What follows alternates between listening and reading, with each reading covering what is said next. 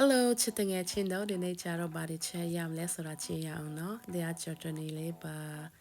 ပြချလို့ရှိရင်အယောင်တင်နဲ့အစာပလာပေါ့နော်။အဲ့ဒါကိုထည့်ပေးလိုက်ပါ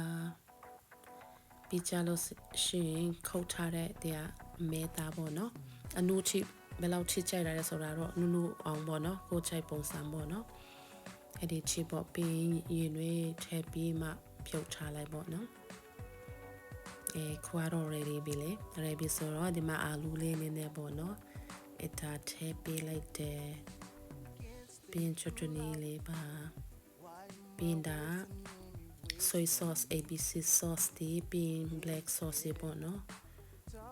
အရာတာကောင်းအောင်ပေါ့နော်ပြီးအယောင်လေးအယောင်လှခိုင်းတယ်ပြီးရင်ဒီဟာမဆလာပြီးရင်ဒါအရွက်လေးပေါ့နော်ပြီးရွက်တီပေါ့နော်အဲ့ဒါထည့်ပေးလိုက်တယ်တရားပေါင်မဟုတ်ကအရန်ကြီးတယ်ဆိုတော့လေဒီလိုခွာပြီးမှလေအဲ့ဒီထဲမှာနည်းနည်းနေရရှောင်းပေါ့နော်အဲ့ဒါနည်းနည်းပေါ့နော်ဒီလိုခွာပေးလိုက်ပါခွာပေးပြီးမှကြွတ်နေလေးပေါ့နည်းနည်းပေါ့နော်အဲ့ဒါအရာတာအတွက်ပေါ့နော်ပြီး cheese နည်းနည်းထည့်လိုက်တယ်ပြီးကြလို့ရှိရင်ဒါချက်ထားတယ်ပေါ့နော်ပြုတ်ထားတဲ့အမေသားပေါ့နော်ဒီထဲမှာထည့်လိုက်ပေါ့နော်ပြီးကြွတ်နေလေးအပွားနဲ့နည်းနည်းပြန်အုပ်ထည့်လိုက်တယ်ပြီးcheese လေးပေါ့နော်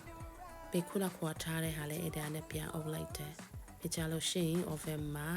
7 minute လောက်ပဲကျမတော့ bake လိုက်တယ်အဲ bake လိုက်တဲ့ဆိုရင်တော့ခွာချရအောင်နော်ဒါ ready ပါပြီဒီလိုပြောပေါ့နော်စားလို့လည်းရမ်းကောင်းတယ်အရာလည်းစင်ပြေတယ်ကလေးတွေကလည်းကျွတ်ကျွတ်လေးလေးနဲ့ဆိုတော့လည်းရတယ်လည်းရမ်းရှိတယ်စားလို့ရမ်းစင်ပြေပါတယ်